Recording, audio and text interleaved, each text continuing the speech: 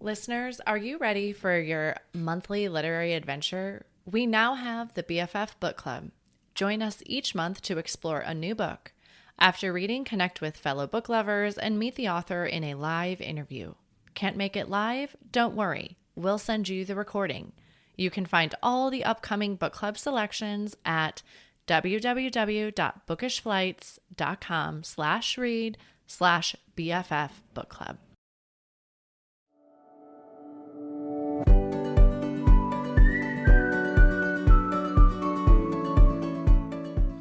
Hi, I'm Cara Infante, and this is Bookish Flights. In each episode, I chat with one bookish guest as we take some time to sample and savor the pairing recommendations from their bookish flight.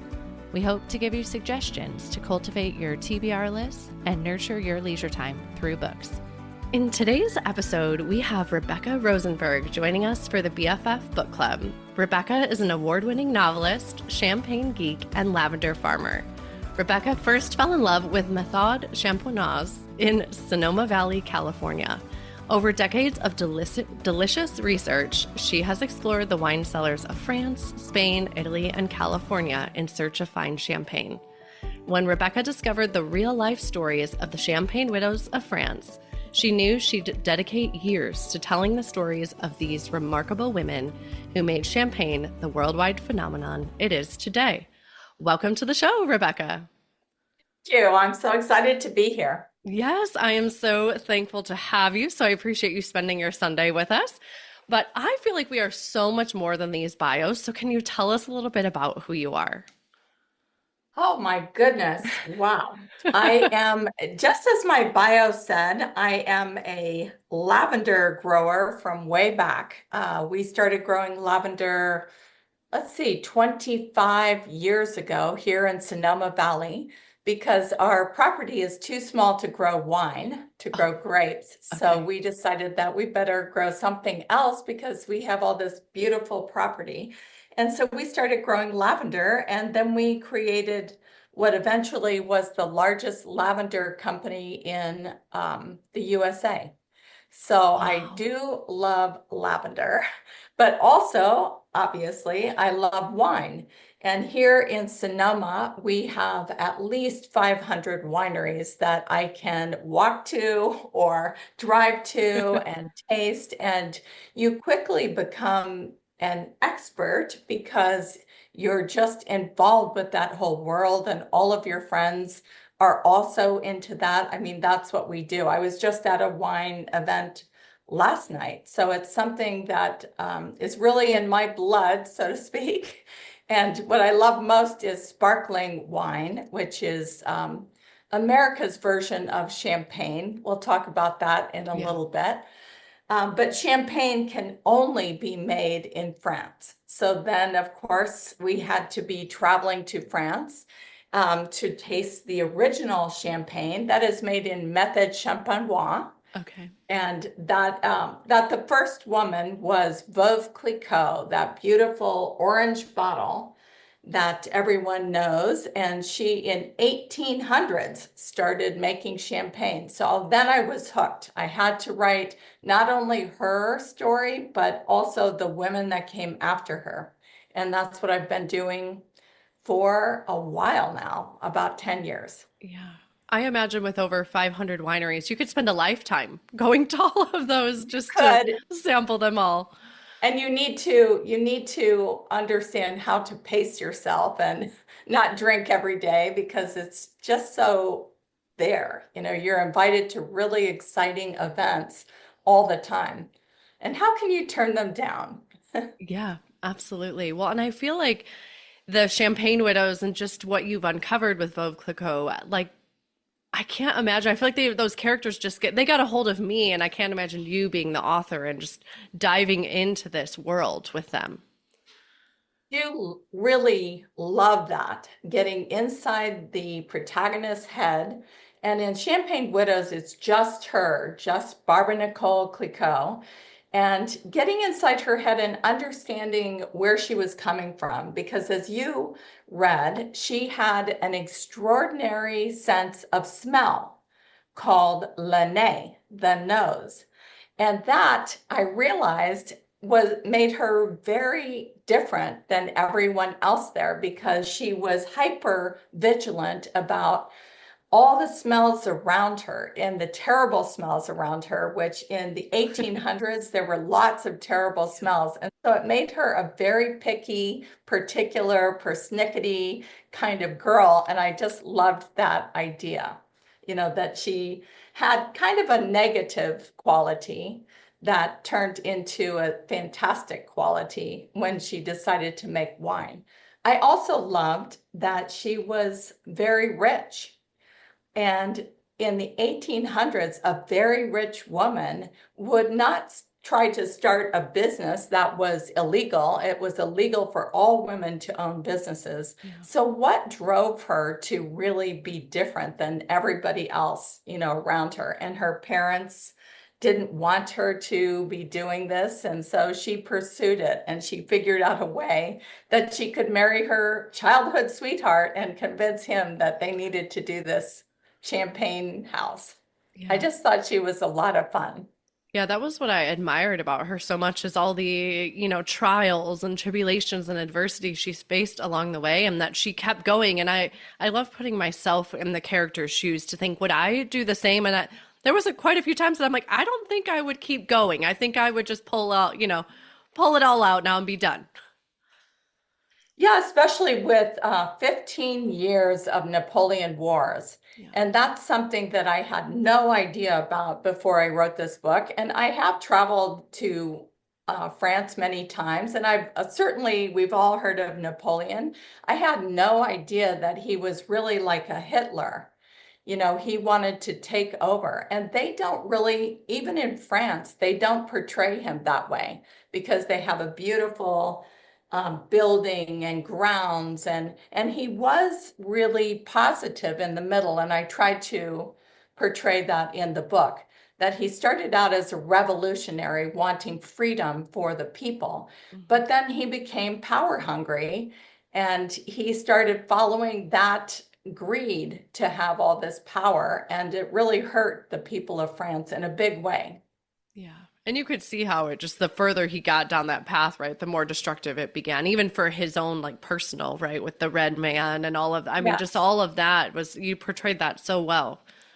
Well, that's where the red man came from. And I hope we get into that a little later, but the red man was actually a historical figure. I don't know if anyone Googled that, but if you Googled the red man in Napoleon or the red man even in Hitler, he really existed then. And so I had to wrestle down who was that guy and why were people writing about him, and what about all these drawings about him and eyewitness accounts? Who was he? And no one ever identified him as a person. So what did you think, Kara? Who do you think he was? Well, I took him as the devil, and it really kind of creeped me out, right? Of just this, and I could see where that could happen, right? As now this evil voice is speaking into him, and it's just furthering him on that road of destruction and power, and all of the negative virtues we don't want. Yeah, well, that's what I think he was. Yeah. But I think the reason that you see him in history is that all the journalists started using the red man in their articles about Napoleon to kind of describe why he had taken over and why he was becoming so evil. And so they blamed the red man for giving him really bad advice and advising him. And I'm sure all of us have looked at times in our government where we think, oh, that person that's advising our president or whatever, that's not a good voice for him to have in his ear. And that's what the journalists were doing. They were drawing cartoons and things, creating a persona that was the devil guiding him. And I thought that was kind of funny. Yeah. Yeah, but it made so much sense. And like I said, it really kind of creeped me out of just of oh, I don't want this guy anywhere near me. The history of the red man goes to other rulers and even kings and queens and does evil things. So it's just a funny thing that they came up with to describe evil in their leadership without maybe pointing the finger and saying that the leader was evil. must be this red man who's giving him bad advice. Yeah. Yeah. Well, what was your wish for readers when they pick up Champagne Widows? What do you hope they take away from it, or what themes do you hope we picked up on? I think there are a lot of different themes, but overall, what I wanted to do is talk about that time period of those Napoleon Wars and write about them in such a way that it wouldn't be boring, because I would not want to read a big, thick book about all those Napoleon Wars. In fact, I did have to read, I had to read Thank books. you for doing that for us. Yeah. And I wanted to make it more fun and fairy tale-ish in a way, like yeah, like a fairy tale or an allegory, the way that I did very short, like I think 1 page, 2 page max parts about Napoleon. And that's why I wanted to include the Red Man. So it wasn't real. Like I didn't want to depict them as real things. Just like, again, like all of us don't live with the politics and the problems of the world on our shoulders, hopefully. Yeah. We're living our lives, we're focused on our lives, but it is a little voice out here like nagging us, hearing, and we hear the news, but they had newspapers and they had gossip, so they had to live with it too. And so I find as I write these historical novels that I feel obligated to talk about what is going on around this character that affects them. So, and that's sometimes hard, so you don't let it take over, because I don't want to talk about the war. I just want to talk about her. But it's influencing them in the background. So you have to address that. Yeah, I think so. Yeah. But obviously, she faced amazing issues. And the reason the book is called Champagne Widows, plural, is why, do you think, Kara? Oh, I don't know. Is champagne a plural form of French? No, but widows. So Napoleon was killing 10 million French men, leaving 10 million widows. Okay. So that's in the end of the book where you see all the widows who have come to help her to do her impossible dream, and they're having a party.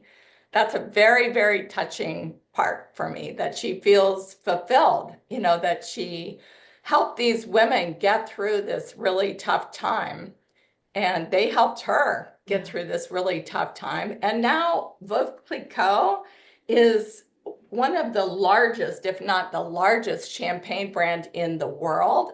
So I think she succeeded really well. Well, and what a difference she made for them, right? And the community piece of that. That's so beautiful. And then what else I wanted what I love to include in novels are other things that are going on that we don't know about. Like, for instance, how her mother dies of arsenic poisoning. And that was a huge issue of the day. And we don't think about that today because they went through it already. Yeah, that part was shocking to me. It's like, wow. And she just couldn't give it up. She had to wear it. Well, I got that from real history and pictures, terrible pictures of hands being completely eaten away, and the poor factory women that were working on this stuff, they were getting all diseased and horrible. And I just thought, wow, okay, so that was something all of us never had to face. A lot of this we haven't had to face. And I think we all look at our lives and sometimes we think, well, I think we have it really good because of all the people who came before us and learned so many lessons. And how about typhoid and typhus, which were caused by fleas and ticks and things. So now we don't even have those things anymore. We usually don't.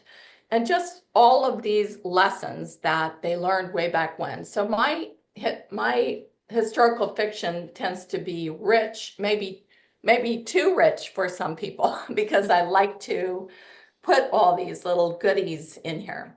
Yeah, and we can learn about that. Well, Yeah. let's talk about your book flight because you brought three books. I think as listeners, we love to learn what our favorite authors are reading. And so that's why I usually ask everyone to bring a book flight. So you've brought three books with you because I want to be able to open this up for questions for everybody else too. So can you tell us how you chose these three books to bring today? Well, I love to read books about women, and that's what I write about. So all three books are no surprise about women, and they're about women who have gone through tough things or that we don't know the history behind. And obviously, I'm really intrigued with that. Plus, these Okay. are three amazing authors, and I like to read books by authors that you love because you're going to really enjoy those books. And sometimes I have to say, these three books are really rewarding. I just read a book that is a Pulitzer Prize winner and an amazing book, but it just killed me to read it. Like Yeah. I actually hated it, and I'm not looking forward to going to my book club to discuss it because it's about the drug problem in America and about the foster system. And can anyone guess what the book is? Yeah. It's We it's Demon Demon Copperhead. Copperhead. Yeah. Demon Copperhead. So I think she's an amazing writer, and I take my hat off to her, but I personally don't like to read books like that Yeah. because it's too upsetting. It's going to stick with me for a really long time, and I kind of wish I could unsee all the things that I saw in that. I just was So talking these, with a friend the other day saying, like, I don't mind books that make me cry, but I do want to be left with a little thread of hope at the end or yeah, redemption or some positive thing to kind of spin off leave me with a smile despite the tears. absolutely. And there are books and movies that I've seen that do that really well. And I have a new book that I'm working on, and it could have been really super depressing. And I figured out a way to give that light at the end where everybody gets the dream come true. And it's so shocking that they're able to, but that's what we all want out of life, right? If Yeah. it's bad, then it's not over. What is that saying about if it's bad, then you're not at the end or something like that? Oh, I don't know. But yeah, Yeah. we don't want to end there. That's for sure. No, I don't want to end there. I want to Yeah. keep going with that bright light at the end. Yeah. So these three books, did you want to jump Yeah. Why into? don't you tell us what the Okay. first one is? Okay, so the first one is called A Welcome Misfortune, and it is a series, going to be a series of the Sworn Sisters, and it's Chinese historical fiction.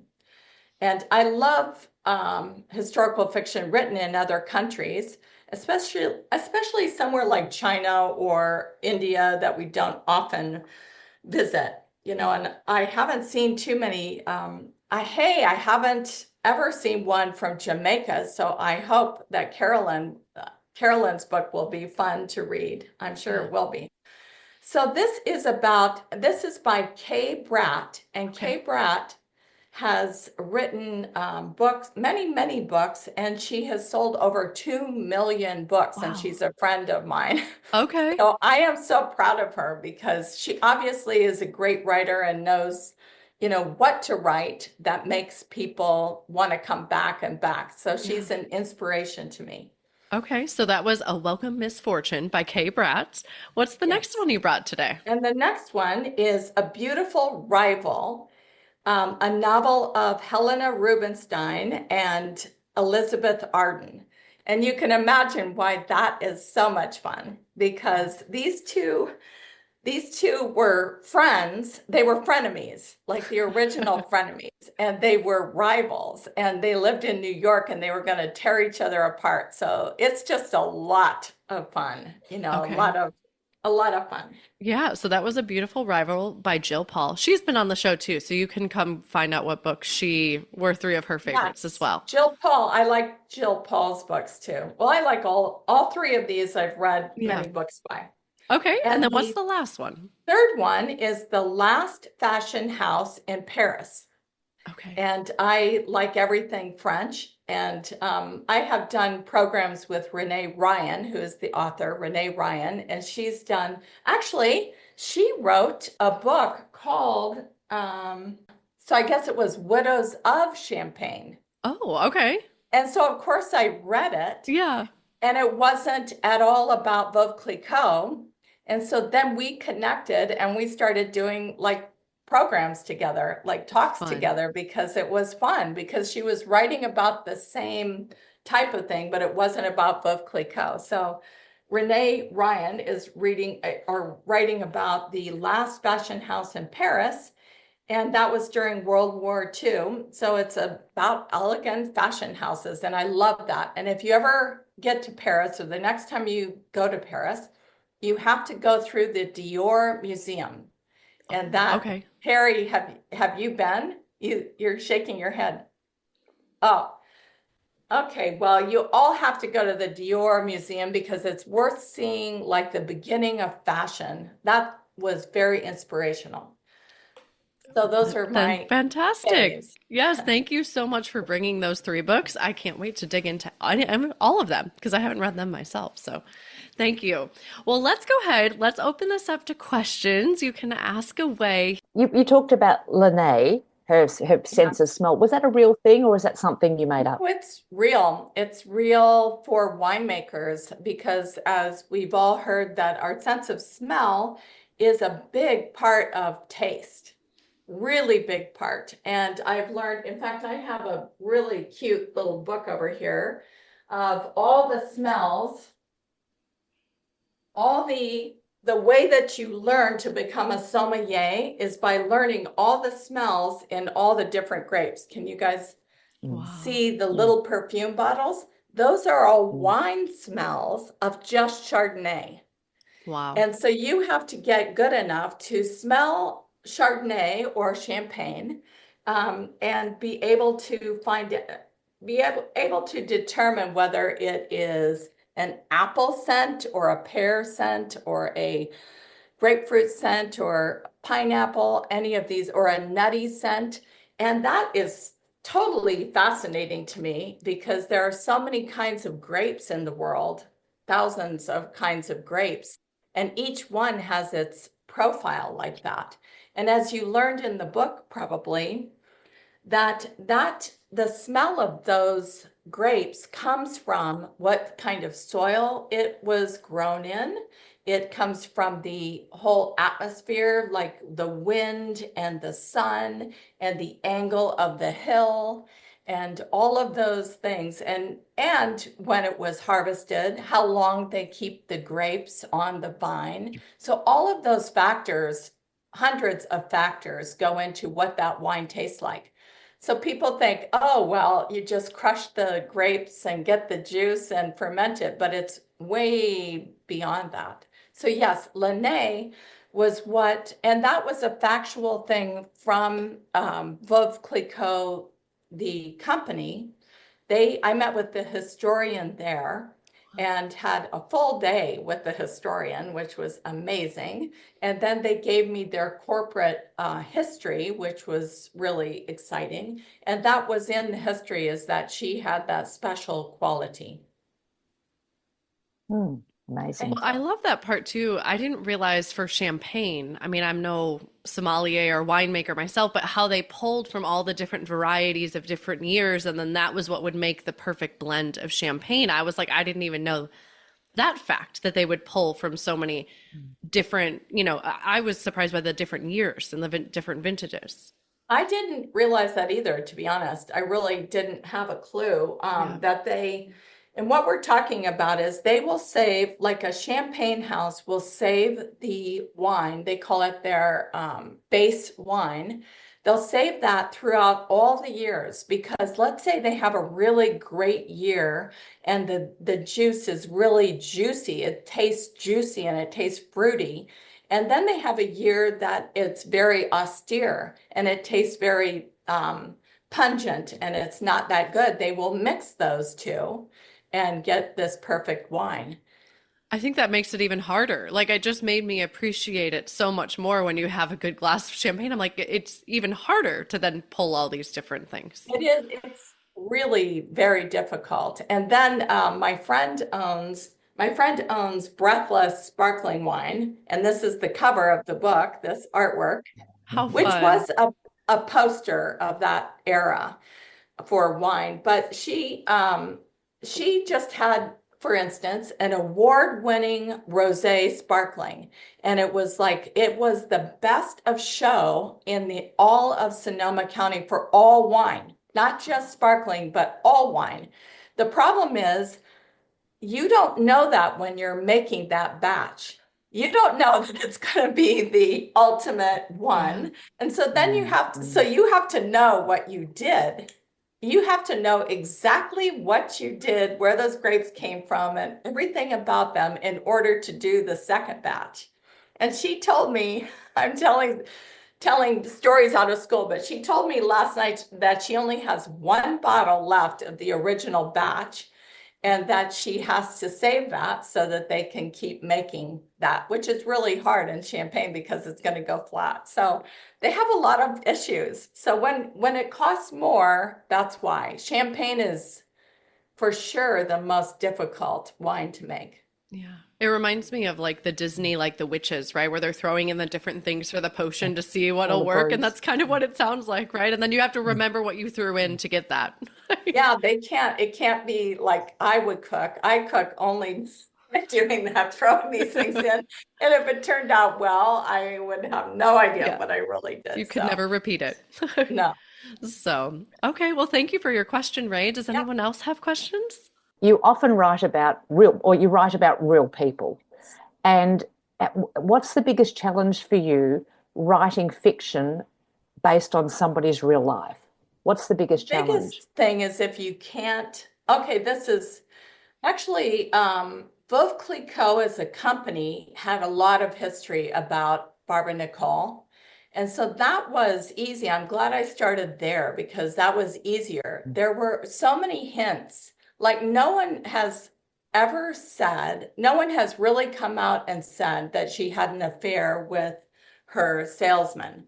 But I read the letters and clearly there's stuff going on there. So that is really juicy and wonderful. But right now I'm writing a book about Lily Bollinger, and she's another champagne maker. And it's like they didn't care to really write down her history. And so it's really meager. Like they have a few sheets that they gave me on her history. So her husband, for instance, died when she was 40, and she lived until she was 73.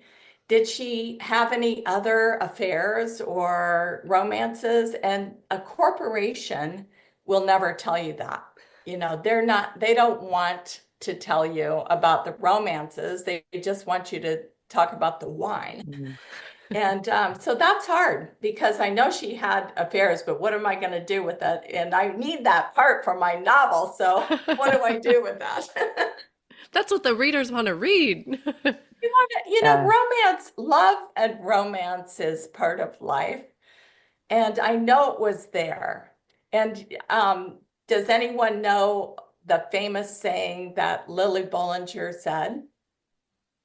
I'm going to tell you, but I have to read it from the wall, Okay. so I have to turn. Okay, I only drink champagne when I'm happy and when I'm sad. Sometimes I drink it when I'm alone. When I have company, I consider it obligatory. I trifle with it if I'm not hungry, and I drink it when I am. Otherwise, I never touch it unless I'm thirsty. So see how funny that is? Love it. So that Mm. is one of the only clues that I really have about her personality. But it tells me volumes. And I know she had affairs. A woman like that is not going to just, she's drinking champagne all day long. And she's having affairs also. So Mm. Fantastic. Well, thank you for sharing filling that. in the answer to that question, Ray, is filling in the blanks and staying true to everything I know about the characters involved. Mm. Mm. Okay. Do you have any questions? Were you able to read the book, Terry? Yes, I did. I actually read it a couple years Oh, ago okay. and loved it, and have read Madame Pomeroy Oh, um, cool. as well. I don't know if I have a question, but I just how she persevered with sneaking the champagne to Russia and doing that. I mean, it just what an amazing strong woman, and then the trouble, like when the champagne bursts, I didn't even think about that. I mean, it makes sense, but And I bless Veuve Clicquot, the company, for actually having that history too, because you can't make that stuff up. You can't make up as a historian, as a historical novel writer, you can't make up untrue things, because that would be a disservice to the company and the person that you're writing. So those things really happen. Twice she smuggled her champagne to Russia, and it was illegal. She could have been killed for that. It was treason. So, yeah, but okay, so here's where the line is. So you were talking about her smuggling that champagne there, and they did disguise it as coffee and as chocolate from Germany. And so they finally got it there right when Napoleon was actually marching to Russia. And so, of course, I don't know that Napoleon saw her champagne. But I have to make that be the moment, the dramatic moment that he realizes this person that he knows, because he did know them. He knew he was the boss of her father. Napoleon was the boss of her father, who was in his cabinet. And also the part, did you guys get the fact, I'm sure you did, that the father was like a spy for the king? Yeah. Did you get that? Yep. Terry, it's been a while since you read the book, but he was, and that was alluded to in their history, but not really defined.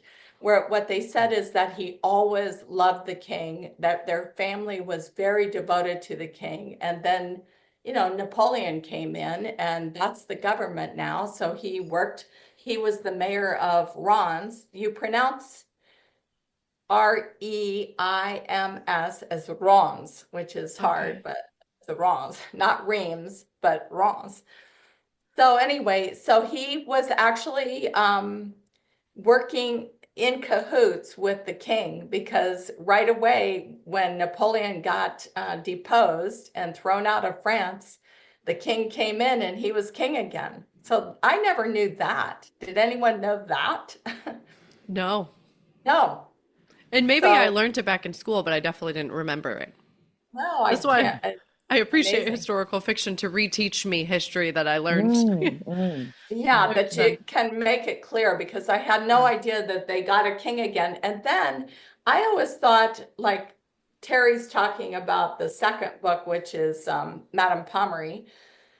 I always thought that Napoleon was Napoleon. I didn't realize that the second Napoleon was his nephew. So it wasn't even the same Napoleon. Like we hear Napoleon, we Yeah. think it's one person, and it's not. It's another person entirely. Yeah, Rebecca, I don't know if you saw that Terry followed up in the chat as well with the quote. So about what you were trying to think of, everything will be all right in the end. If it's not all right, it is not the end. Oh, Terry, I love you. I love that quote. It makes me feel like, okay, we can live another day with Yeah, whatever we're dealing with, that it's not the end. It's not the end, and we'll keep going. Yeah, so absolutely. I want to write books like that keep going Yeah. enough, so it's got a happy end. What about you, Holly? Do you have any questions or thoughts? Well, my thoughts were it had me right from the beginning because you touched upon so many important things that we're going through even today, like PTSD in veterans. That really stood out for me. Her strength, and how she was defiant, to her father. And you really highlighted some important aspects that are very, I'm sorry, I'm at a loss for words, but I think poignant today. I Like, try to do that. Like it seems like we're living the same life that they lived, and I did get clues about her relationships with her parents, and her relationship with her husband. So in their history, it was clear that Francois had problems. I mean, it was very clear that he had problems, that he always had problems growing up because his father would write him letters, and they were very distressful letters saying, now, when he was in the army, they'd say, okay, take care of yourself. Be sure you don't, get yourself stressed out, and be sure to eat well and all this. And he had problems. And then the thing with the bottles breaking, you got that they broke for a few reasons. One is this is very early in the days of making champagne. I mean, they did not have it down to a science. They were just putting in a little sugar and a little wine, and so they were building up too much pressure inside the bottle. It was fermenting too much, and then it would explode. Plus, all the bottles were hand blown. So they had thinner parts too. And they didn't have storage, like they do today. Well, down in the Criers, I wanted to show you pictures of the Criers. This is like down in the caves. This one's actually Pommery, but it's so much fun. Terry, when you went, did you go down in the Criers? No, I did not. Well, you just have to go back to France. I have to. I have to. She's planning your second trip for you. Yes, definitely. Well, thank you for pointing that out. And I do like to do that throughout. Like we all have relationships with our mother, our father, and they're different and they are nuanced and everything. And it's fun to imbue your characters with those feelings. I have a question. Okay, Carolyn. It's not exclusively on champagne. Okay. I'm a huge lover of lavender. Oh, And I'd like to know, how does your farming of lavender impact your writing? well, Great question. okay, so I wrote a book on lavender. This is my book on Lavender Fields Great. of I look for America. it. And I'll show you a picture of our farm. But we had here in California, you probably heard of all the fires that are happening Yes, now. yes, yes. Yeah. Well, they've been happening since like 2017, and my entire lavender farm burnt down. Ooh. Oh, and it burnt down right when my first book was coming out. So it impacted me because I moved to San Diego. Oh, wow. Okay. All of us Californians, we just have to move to wherever there are no fires. Well, San Diego's this on was- fire today. Oh no. So- So that's the thing, you can barely escape. But this is our, if I can show that right. These are our fields. Gorgeous, gorgeous. So lavender is kind of So you're not farming it anymore? well, Not we farming have lavender, but we have not on the original scale. not on the original scale. Exactly. Like Good. this is my lavender barn Beautiful. Ooh. and the mountains Beautiful. beyond. So, Oh. but everything burnt down. So we did replant lavender. I still have like 3 acres of lavender. Mhm. But the good thing about lavender, Carolyn, is that it only blooms one time of year. And Yes. so in June, you have the harvest, and we hire high school kids to come do that because you need a strong back. And as soon as it's down and drying in the barn, then it's over. So it's actually a perfect kind of crop to grow. Compliment. Yeah. Yes, compliment. And then It doesn't infringe on your writing time then. No, it doesn't. significantly. It really doesn't, not at all. And we still have the lavender, and our company, which was called Sonoma Lavender, we Yes. sold too. So after the fire, then we sold the company. So Yeah. so they have to worry about making 300 products that we used to make. That used to infringe in my time. That infringed on my time. So freed you up quite a bit now. Yes. Thank you. Did you notice, Rebecca, at all that after now you've planted where the fire was, like in the soil? Because Renee and I we lived in Sicily together, and they burned the farm fields there at the end of the season, and they said it helped to regenerate the soil.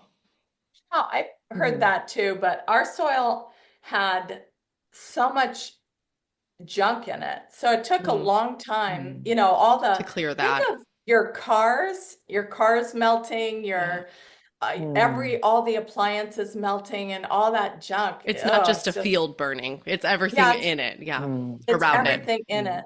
And so it took a long time for the worms to come back, for everything to come back. But now it's 8 years later, and it's like spectacular. It's really beautiful. Really, really pretty.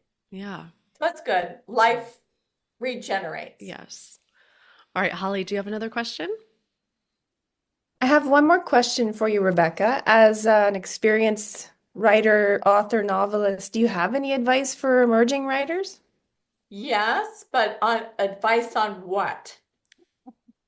Well, maybe just like your favorite piece of advice that you would offer to someone. Well, I think that number one, I would say get an idea that you really care about, because it's going to be 2 years of blood, sweat, and tears, and rewriting it and rereading it 100 times, right, Ray? Yes. And it's like, if you don't like it, or if it bores you, just hang it up now before it's too late. So I only write about things that I am super excited about and that really drive me to get up. I get up like at 4 or 5 in the morning and start writing. So I want to be dreaming about it. I want, like, when I wake up in the middle of the night, I want to say, okay, so what is that next scene going to be? What's the last scene? What is the best last scene that I could ever come up with, and then go back and engineer it that way? So I think that is my best advice. And then to keep writing, everyone says that, but you have to keep writing to keep the story in your mind and to keep it mattering to you. Because I find when I take a break, then I'm just not in those juices, and I don't have those characters in my blood, and I don't remember the little fine thing. You guys read Champagne Widows, and I put in a lot of little stuff, like you mentioned, the relationships between them. And I really know those if I stick with it, and I forget those or forget the importance, if you walk away from it. So you just have to stick with it every day and try and write another scene, or at least edit a scene, reread another scene. What are you writing, Holly? I'm working on a story about my rescue dog, and so it's based on my life as well, but it's fiction. So I think your advice is spot on, and I love it. Yes. The author of the first book that I mentioned, Kay Bratt, who's written sold 2 million books. She just came out with a dog series. I suggest you read her. I will. Thank you. I appreciate it. And that sounds like a relationship you could spend some time with, Holly, right? Like you could spend 2 years with your relationship with your rescue dog. I could spend that with I have a rescue cat, but I could spend 2 years with it. I love talking about him to anybody that will listen. So you really understand that. I have 2 dogs, but I don't know what the rescue part adds to it. So I wouldn't be able to, and I would not write a book about my dogs. I don't know. I wouldn't have it in me to figure out what do I write, but you do. So that's good. Yeah. But Kay, and look up her, it's brand new. It's a series, and I know a few of the authors in it, and they did it together. And they obviously really understand writing about dogs, because they just came out with the whole series together. So That's Fun. perfect for you. But anyway, I've read all your books, Rebecca, and what I really love about them is they always portray these women that are empowered and are following their own heart and their own passions, and that they're not going to, be portrayed as a stereotype of a weak woman or bow down. And that's just a great common theme that you always have. And I was really intrigued by the red man and the mysticism. You sort of put it in at the sort of magical way.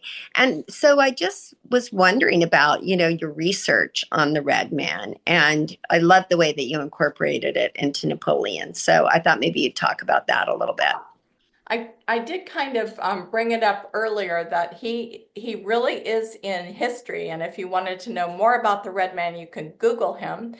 And it really was, I had to research and figure out who he was. And it turned out to me that he was a character that journalists made up to describe the devil.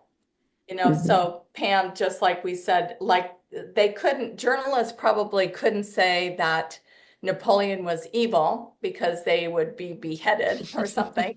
But they could say that the red man was talking to him and we had an eyewitness account and this is what they said. So they're making up this whole, like I read a whole eyewitness account of what they said and I'm like, wait a second, what is going on here? So it's interesting and different characters, like you guys remember the Matigos, the black cats? Mm-hmm. I mean, that's really in French folklore.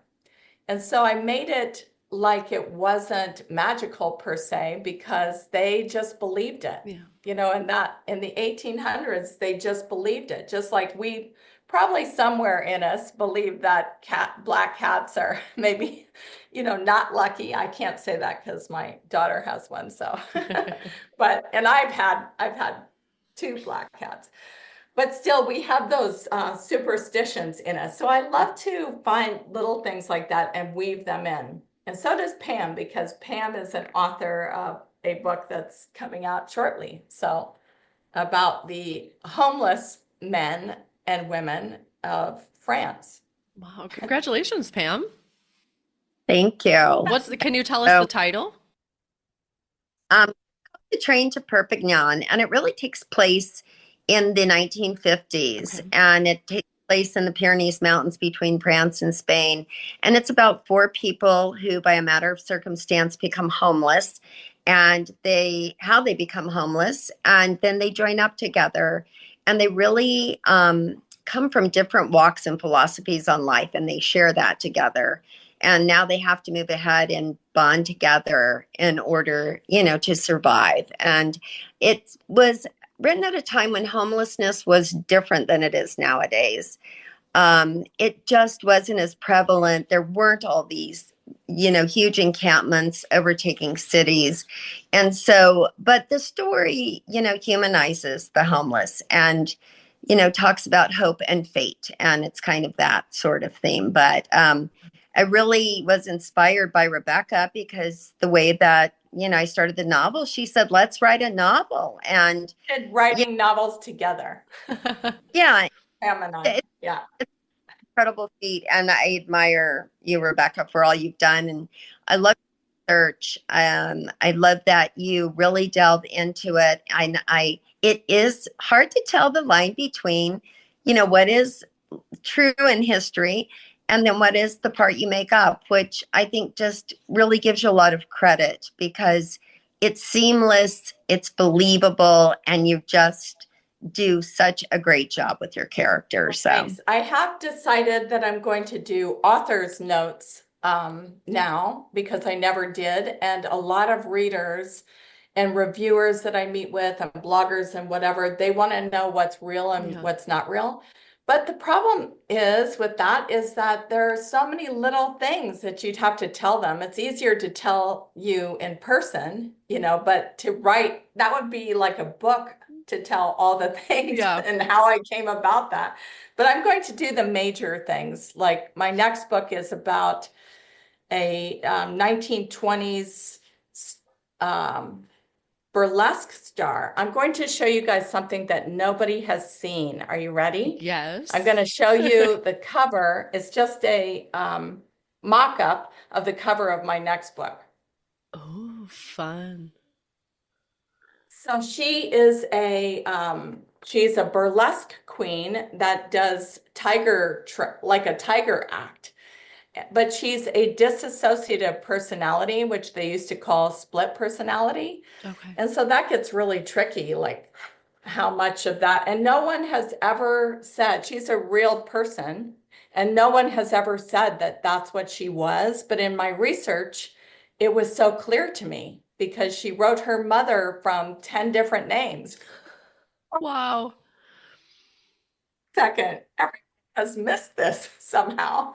In different addresses and she kept doing different jobs and she was writing from different names. And so I'm going to start doing author notes and describe the major things and if it's true or not, or how I came to my conclusion. Fantastic. Can you tell us the title? Do you have the title?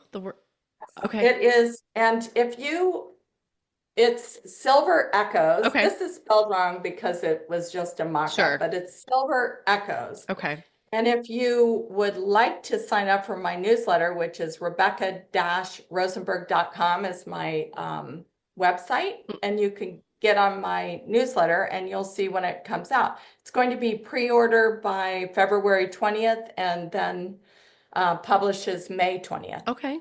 I'll include all the links in the show notes. That's why I was asking if we could put the title, because I'll include that in there too for you. Next month, we are also doing another historical fiction read. If you haven't picked up on it, historical fiction is my fave. And this one is more like historical romance, but historical fiction, and it's set in World War II. It's called Until Our Time Comes by Nicole M. Miller, and it's actually about what they did with the Arabian horses during World War II when Germany was invading Poland. And so how they rescued these Arabian horses. And I mean, very famous bloodlines that were living in Poland at the time when Germany was invading. And so it's the story of the horse keepers and the horses and what they went through during World War II, if you'd like to join us. So that meets February 23rd. It's usually 1 or 1:30 Pacific time, so don't quote me on that, but it's definitely on the website, so you can take a look at that there. So, all right, well, thank you so much, everybody, for joining us today for the BFF Book Club, and thank you, round of applause for Rebecca for joining us. This was fantastic. I so appreciate you spending your time with us today. Thank you, Kara.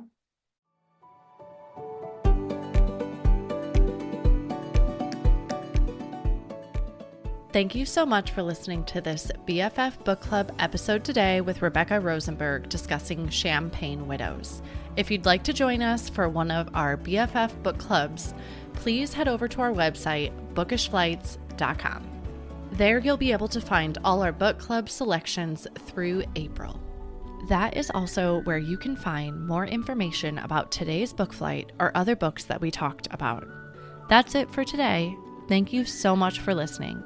As Emma Thompson said, I think books are like people in the sense that they'll turn up in your life when you most need them. Cheers to you, dear readers. Until next time.